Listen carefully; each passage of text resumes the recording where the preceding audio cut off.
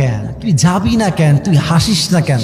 বলছে আব্বা আমি যে হাসবো, হাসির তো একটা কারণ লাগবে, আসল কারণটা তো আমার জীবনে নাই। আচ্ছা আরো যদি কাজ না হয়, তোমার একটা ভালো চাকরি আসছে, চাকরি তোমার করা দরকার, পড়াশোনা তোমার করা দরকার, বাট তোমার পড়ায় মনোযোগ নাই, চাকরি নাই, ব্যবসায় মন নাই। কি রে তুই ব্যবসা করবি না? কে তুই কি পড়াশোনা করবি না? বলবো আব্বা একখান ঘাড়ে চাপায় দাও, আমি এমনিই পড়াশোনা করবো। ঠিক আছে কিনা বলো? মানে প্রত্যেকটা ধাপে ধাপে ধাপে বুঝাবা আব্বা আমার জীবন বাঁচাইতে হইলে আমারে জোর করে হলো একটা বিয়ে আপনি দিয়ে দেন। আর বিশ্বাস করেন বিয়ে হয়ে গেলে যুবকদের দায়িত্ব বেড়ে যায়, একটা অলস যুবকও কর্মঠ যুবক হয়ে যায়। আর বিয়ের পরে যুবকদের ম্যাচুরিটি বেড়ে যায়। আর যারা বিয়ের পরে বাস খায় বইয়ের থেকে ধরা খেয়ে, ওদের হাড় গুড্ডি সব সোজা হয়ে যায়, ওদের জীবনটাই সফল হয়ে যায়। ঠিক আছে কিনা বলো? তো আমার আব্বাজান যারা